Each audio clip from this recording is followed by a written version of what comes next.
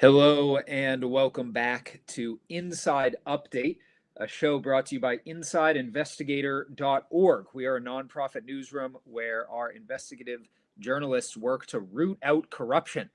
To that end, and I guess to talk more broadly about transparency problems, is Catherine Revelo, recent award winner. We're going to talk a little bit about that today and also more awards. You're just getting them weekly at this point, which is fantastic. We're going to talk about her newest investigation, FOIA at 50. It's been 50 years of the Freedom of Information Act in the state of Connecticut. And we're also going to talk about updates on the CSCU Yukon sexual misconduct efforts to drag documents out of those higher education institutions by any means necessary here. So that's the run of show for today. Catherine, though, it's almost winter. Fall is definitely getting cold. How you doing today? How's your season going so far? I mean, I love fall. I feel like it is the time of year to live in New England. So, It really is. It's beautiful. We're doing the apple picking last weekend. The kids are loving it. It's good to be outside too. There's something in your lungs that just makes you feel good when it's a little bit of chill in the air. yeah, absolutely. We want to dig in today. This was a project that you had pitched a long time ago. You knew that this 50th anniversary was coming, and you wanted to take time to at what has changed over the last 50 years. Give us the vision for, I guess we ended up calling it Sunshine on a Cloudy Day, question mark, FOIA at 50. Credit to you on that one too. I think it's a really great headline and accurate question to be posed. Frame that out for us a little bit. Let's talk about transparency. Yeah, right. So this kind of started when I was poking around the FOIC's website and noticing that if you kind of go back in the history of their decisions and complaints that have been brought before them, there are a lot more complaints that were brought by local journalists or media organizations that happened, you know, decades ago than there are now. I think we talk a lot about FOIA as it impacts people in the communities, people who are not necessarily journalists who work in public policy or, those kind of things. But FOIA is used a lot by journalists. It just kind of naturally falls into the purview of what we're doing. And, one of the things we talk about behind the scenes a lot is, local journalism is dying out in a lot of cases, and there are a lot of dailies that don't exist anymore or who have been bought up and been consolidated and aren't on the ground in communities in Connecticut.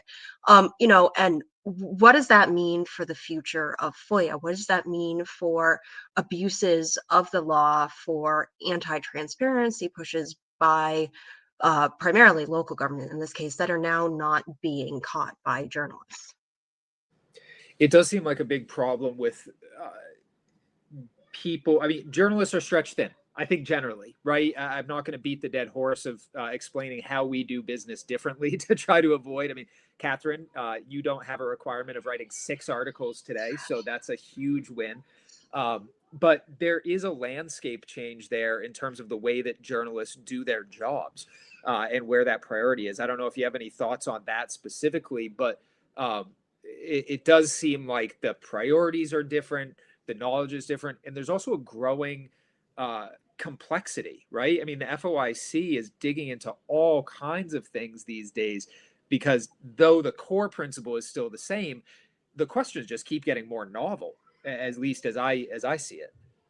Right, absolutely. And I think, the big change is in beat journalism. Like, right, we don't really do beat journalism. We all kind of have our areas where we like to cover things, but, you don't send me out to, the town hall in Groton every week to cover their board of selectmen meetings because that's not something that we really have the capacity for. And that's something that, I think a lot of the bigger newspapers and news sites also aren't doing anymore. And the impact on that is there are not journalists who are sitting in meetings recording news as it's happening. we're relying more on tipsters, right? We just had this come up this week where we had a tip come in from somebody in Thomaston who had a complaint about what they allege was an illegal vote at a meeting. And that's something that, had we had a reporter sitting in the meeting, we would have flagged as newsworthy and followed up on right away. But we're reporting on it a month later because we're now relying more on people in communities bringing these issues to our attention, and that has impacts in towns and on people's real lives. In this case, it was a vote on a greenway project that citizens who would be impacted in Thomaston aren't super happy about, and they want public input on it. So if that's not getting caught and not getting brought to attention, that has impacts on real people's lives. And you can kind of see this in the record that the FOIC has created over the years and the decisions that they have issued, where there are a lot of, in the very early days of FOIA, there are a lot of complaints being brought by journalists who were denied access to meetings or who think there are, illegal votes or things going on at meetings. And who are catching this stuff and sort of correcting it. And, in some cases helping, right? Because FOIA, when it first started, is kind of a novel concept, right? Transparency was not, right? Obviously, transparency in government is a concept, but it's not kind of codified in law the way that FOIA has, and so they're learning to enforce the law too. And you can kind of see that in some of the early decisions that the FOIC makes, where they're saying, this is illegal. We don't necessarily think that you meant to do anything wrong, but don't do it again in the future. So it's important that that stuff is getting caught then. And, now that the landscape of local journalism is changing, it's not necessarily getting caught. We received multiple comments on your investigation. One of them, just good read, thank you. Another one that said brilliant, as is usual for Catherine's work. And the third one was someone who he said he was a reporter in the 1980s. And it was a little disheartening to read. He said, the system suffers from the same problem now as it did then. It takes too long. I'm retired today, but I run a small local blog and cover issues in my community to help fill some of the gaps left by the decline of local reporting. And I think that, I mean, it's clear that you and that Patrick identified the same problem, and it's a shame that despite being separated by decades here, it is the same stuff that you have to live with day in and day out. I'd love to get your thoughts on again that kind of how to overcome that, but I'll throw in my own 2 cents first, which is we really love and appreciate the oversight that folks do locally. You brought up tipsters, and I will throw out our perennial plea to be a tipster, to pay attention. If you see something that's going on locally, I think we do get tips where people say, I was debating whether or not to say anything, but I think this is important. We want to hear it. We absolutely want to hear it. And in fact, when someone reaches out, I think some of my favorite tipsters are potential tipsters. They say, hey, what kind of stuff should I be looking for? Where should I be paying attention? How can I help reporters do their job and apply this public pressure? Not that we have all the time in the world to train people, but we will point you in the right direction. We'll absolutely help you understand where to find meeting schedules, for example, on local government websites, or identify, a little bit of FOIA knowledge just so you can understand how you can pursue this.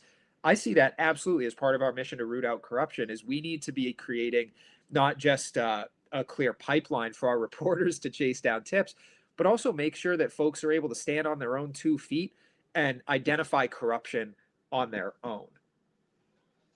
Yeah, absolutely. And that's, I think I've had a conversation with multiple people who we've had similar kinds of tips that have to do with meetings or other FOIA issues, and they don't really know where to go. And, sometimes that is by design, and that's a problem. And we certainly want to draw attention to it when it happens. But sometimes it's, you hear in certain FOIC cases where towns who have potentially violated the law are making the argument, oh, this is all volunteers who work on these boards or whatever. And so we don't understand, kind of what the limitations of what we can do on. And, to a certain extent, okay, that might be true, but it's also a huge issue. Um, you know, and there's, I think, as you said, one of the things that we can do is help be a resource there, and we're certainly trying to do that. But that is one of the things that we hear is it's hard even to have to bring a case to the FOIC. It is a legal proceeding. You get sworn in, you're giving testimony, kind of in the same format that you would as a courtroom. And in many cases, people are acting pro se in their own defense. And it's not a situation that I think is normal or that a lot of people expect.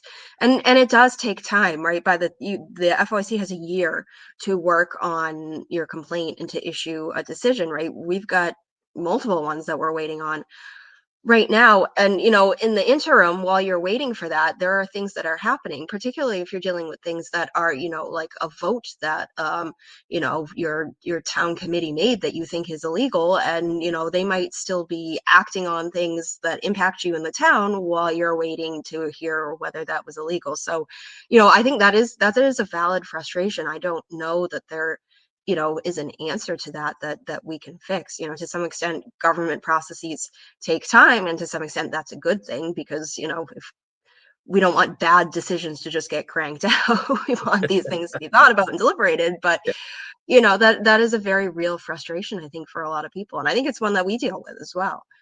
absolutely.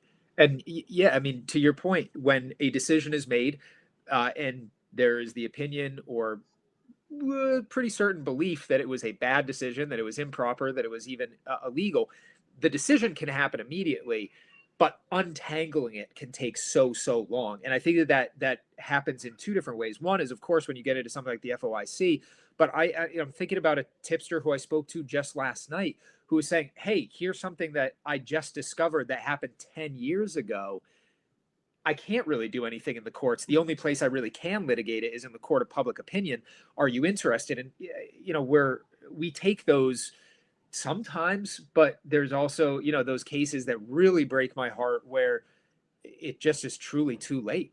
There is no going back. There is no accountability, and sometimes it's even things that have been fixed, quote unquote, now. So it's not like it's going to happen again, and these folks are just kind of left with you know the short end of the stick. There is no helping them, which I guess that just gets back to the need for speed when it comes to communicating with people who can help. Hey, I've been sitting on these documents for 8 years. 8 years ago might have been the right time to send that tips email, or stick something in the mail so we can take a look at it. Um, you're also talking about, and I guess let's pivot a little bit to, well, no, let me go here first. Sunshine on a cloudy day. Where do you think that we're looking in the next 10 years here for FOIA? Like, if you could either give advice to the public, to other reporters, or give us the silver lining, or I mean, are we headed toward more thunderstorms? Like, this is a total opinion thing, but I think you are well qualified to offer that opinion. And we'll get into your awards in just a minute, but I think that your thoughts would be greatly appreciated, if for no one else than me. Yeah, I mean, I think it's a mixed forecast. It is really discouraging to work in the state and not have a time limit on how long public agencies have to respond to requests. We talk about that all the time. It's a big stick that I'm, you know, beating, a dead horse with, basically, because agencies can delay, and you have to go to the FOIC. And this is a conversation we have behind the scenes all the time. Is we file lots of FOIA requests, and if I were to file a complaint in every single one of them where we don't think an agency is following the letter of the law, I would basically just be camped out at the FOIC in Hartford. And, that's not what you employ me for. So we have to make choices. And unfortunately, sometimes that means that stuff that we would really like to cover, or, we would like to draw attention to, we can't necessarily do. And that's frustrating. The other frustrating thing, of course, is watching all of these bills roll in year after year, that want to exempt large swaths of information from FOIA, right? Some of them I call zombie bills, because, they just won't die. They don't make it through final passage, but they keep coming back year after year, right? This includes the bill that would exempt pretty much any document produced by UConn or other public universities in the state from FOIA disclosure. And that keeps coming back year after year. So it is really discouraging to see just how much certain people, and often these are committee bills, so we don't always necessarily know which legislators are pushing for these, which is also a transparency problem. Um, to know that those impulses to close, government off from public access and from transparency is discouraging. But at the same time, the House didn't bring any of the bills that would have revised for FOIA and made more information exempt to the floor for a vote. So that's good. So on balance, you do also have legislators who realize how important this law is, who take transparency seriously, and who are not bringing these things forward. I think that's a perfect bridge over to the awards because you were the recipient of the Mitchell W. Perlman Freedom of Information Award. Was that last week from the Connecticut Foundation for Open Government? We got to go to the Mark Twain House in Hartford, and Catherine stood up in front of a room of people to accept this award, gave a speech about the importance of well, also the risks, right? I think it was tied into a bunch of the stuff that you're writing about right now in terms of how FOIA is being handled. And alongside you was recognized both the House Majority and Minority Leader for the state of Connecticut, who did not uh, bring these to the floor, right? I don't know if you want to speak about that. And then I'll brag about you a little bit more. We also have James White here in the comments with his congratulations. A reminder that you can be commenting on YouTube, Facebook, X, and those actually show up in our stream chat as well. So questions and comments are always appreciated. But Catherine, what did you think about that? They both talked about not bringing things to the floor, and it seemed like a rare moment of bipartisan agreement with transparency. Yeah, I think it's really encouraging. I think it's really encouraging that it's bipartisan. It's kind of hard to know because, like I said, again, a lot of these bills are committee bills, so we don't always know what's going on behind the scenes, what conversations are happening. FOIA, of course, has an exemption for preliminary drafts, so it's also difficult to get any sort of communications or draft bills to understand how these conversations are happening behind the scenes, and who's maybe pushing these ideas, who's pushing back against them. Both, I think, are important to know and acknowledge. But I do think it was a really positive moment, especially in the current political climate, to see that you know we can agree on, I think, what are really fundamental ideas of transparency and openness. 50 years ago, FOIA passed unanimously through the Connecticut legislature. Every single legislator who voted for it voted in favor of it. And one would hope that if it passed today, it's still got that same level of support and recognition of just how fundamentally important this is to democracy and the principles of openness that kind of go hand in hand with it. That's at the very least, anyone who voted against really creates a short list of people to look into, if nothing else. So I wish that that vote was annual, not to get rid of it if it didn't pass, but just to make sure that we had a clear record of who was against it. Unfortunately, we have to rely on other vote records and straight up behavior to measure that these days. You did a great job with your speech, accepting that. It was really fantastic. People walking up, as celebrity Catherine at that event, which was really nice to see. Again, that was the Connecticut Foundation for Open Government awarded Catherine the Mitchell W. Perlman Freedom of Information Award, and Catherine also received the New England First Amendment Award from the New England Newspaper and Press Association for 2025, which recognizes a New England news organization or reporter for exceptional work upholding the First Amendment and educating the public about it. And you are also yet to receive, but it is now public. You have also received special recognition from the New England First Amendment Coalition, NEFAC. So congratulations on all of these, well deserved. And as we wrote, in either some of the nominations or as they brought up in the speech announcing your win, you've done a ton of work on this, and obviously well before Inside Investigator. But that's one of the reasons that we're so thrilled to have you on this team is you genuinely have a heart and passion for it, and you're a tremendous resource. So just our congratulations, and I'm excited to be able to share it with our listeners and watchers here as well, because it really is tremendous work, and everyone should be reading all of Catherine's transparency stuff because it has fundamentally improves our ability to root out corruption. And I mean, that's why we focus on it, right? Is our mission is to root out corruption through investigative journalism. And if there's no transparency, what the heck are we going to write about? Right? Otherwise, everything's just trapped in a black box, and we're all just on the outside looking in. I'll save my George Carlin big club quotes for another day, but it is definitely an echo that we should keep in mind. Um, Anything about those awards that you want to share, or any investigations or articles that you want to make sure people are taking a look at before we chat a little bit about UConn and CSCU? No, I mean, I think I would just say, transparency update is a great thing to read, because one of our goals in it is not just to highlight, things that agencies are doing that are counter to transparency, that we can't necessarily write a news story that says, the Department of Corrections didn't answer our freedom of information request, but we can write about it in transparency update. And one of the goals there is to help inform people about how to use FOIA, because I think it's really important to recognize that FOIA is not just a tool for journalists, it is a tool for all of the public.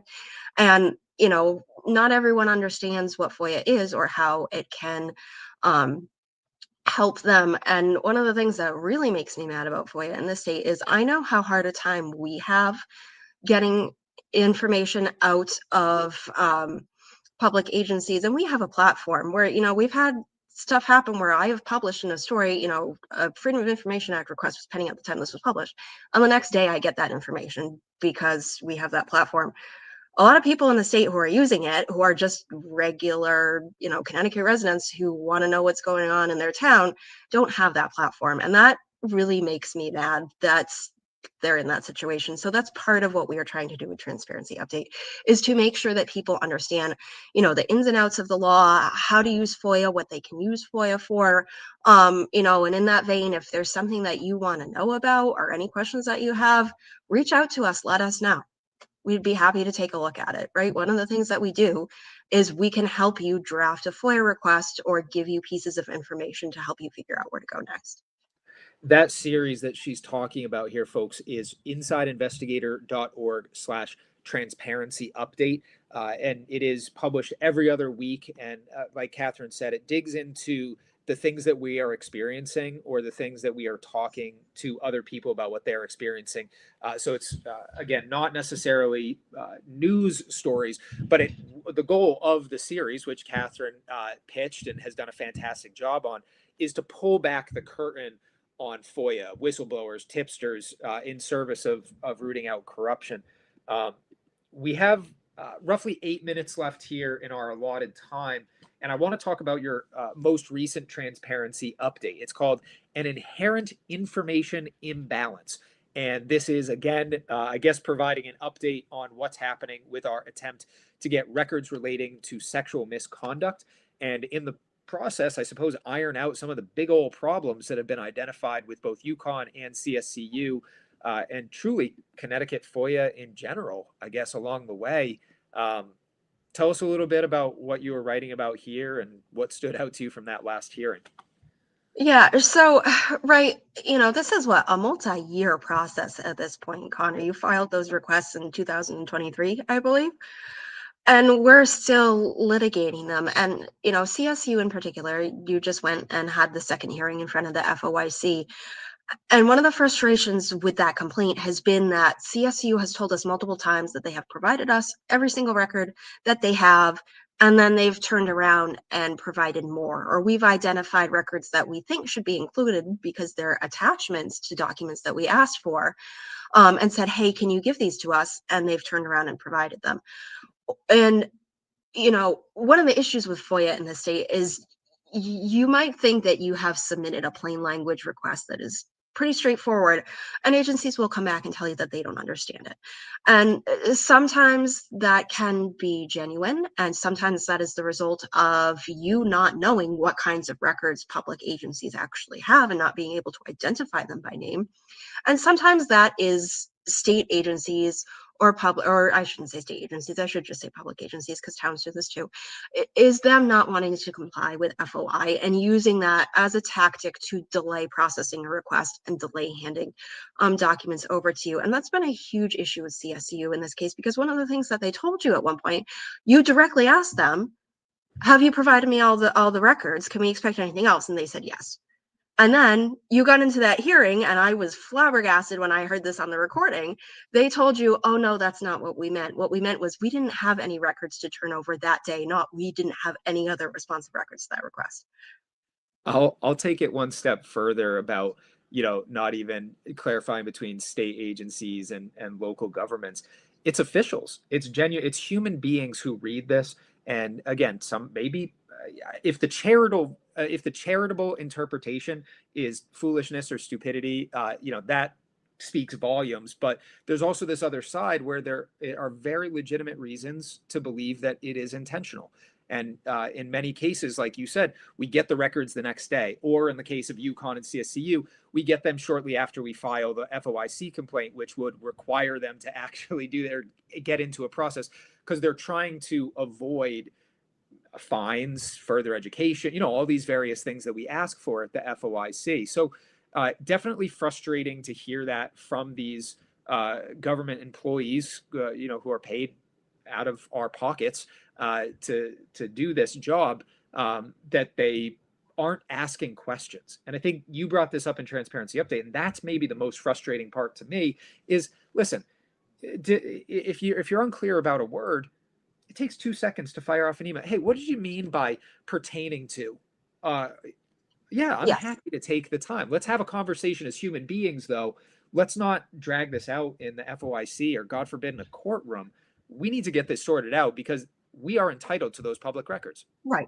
And that was another issue that came up in the hearing. Was basically what it came down to was if you had flipped one single word in the request, they said that they might have considered other documents responsive to it. Yep. And that is insane. We should not be parsing language to that level. It should not be the responsibility of requesters to have to think this through. And if I put this particular word in my request, how is it going to be reacted to? Often I think that agencies and the officials who are responding to this act like, well, this isn't knowable. But as you say, they can ask questions. And more than that, it is their responsibility to ask questions. They have greater knowledge of their records that are releasable and that they maintain than the public does. And it is their responsibility under the law to reach out, to ask questions, and to facilitate communication with requesters to ensure that that process is continuing. And that's really what it comes down to. And so often we see public officials just kind of shrug their shoulders about that, like they're not in control of that process and what's going on, and that is just incredibly frustrating to me. Without a doubt. I completely agree. I too am frustrated by this, and I think everyone out there should be frustrated by this. It's something that, whether you know it or not, has a profound impact on your life, and I say that to every single citizen in the state of Connecticut. And I think, just one more point about that hearing and some of the arguments that were made. I at one point asked them straight up, because they were saying the additional documents they provided, they only did so because we went through the original documents and identified, hey, the X, Y, and Z are listed as existing. You relied on them to create this. Where are those underlying documents? I wouldn't even say they're underlying truly, but that was their argument. And they said, well, yeah, thank you. You brought them up. But in no way, shape, or form can that be our job, or someone who doesn't even do this 40 hours plus a week as a salaried employee. That's a crazy thing, not only because it would be a huge amount of work and it's not in the spirit of the law, but also because I don't, you don't, and citizens don't have access to the systems. If CSCU wants to simply open up their computers and let me poke around, let's have that conversation. But until then, it firmly rests in their camp and on their desk to get that job done. Any other thoughts on that? 'Cause that drives me up a wall, and I think it needs to be hammered hard. No, I completely agree with that. I mean, it's their basic responsibility under the law, right? There are a lot of non-public facing public documents that government agencies have access to that private citizens simply can't know exist Yep. without help from the agencies. And it Yep. is their responsibility under FOIA to facilitate access to them. Absolutely. Listen, folks out there, we're coming up on our 30-minute rough limit here. This is another plea. Get involved. Pay attention to what's going on with transparency in your town, in your state. Know that you have allies like Catherine, and our entire team, but also I think journalists across the state. Truly, many of them are on that same page, and though they may be busy, I do think that there is a spirit of transparency that is alive and well in the Constitution State. We talk to so many people who are not just excited about it, but truly have a passion and a heart for seeing their communities improve, for seeing corruption get the heck out of their state house, out of their local towns. And, it's not just government, too. We cover corruption in all different areas of the state, and we encourage you to reach out and share tips with us from all different areas of your life living in Connecticut. I'm going to put a pin in it there. Catherine, you are wonderful. Thank you so much. Congratulations on your awards. We look forward to continuing to celebrate with you through the end of the year. Guys, we have been in business for 42 months and we have 55 awards so far for our journalism, our website, our podcast. Thank you so much for your support. We are a nonprofit. We would love to earn your donations to keep this ship going and headed in the right direction. We are so grateful for each and every one of you who reads, shares, subscribes, donates, all of the ways that you support our work. We'll be back in 2 weeks. And until then, be well, stay safe, and stay informed.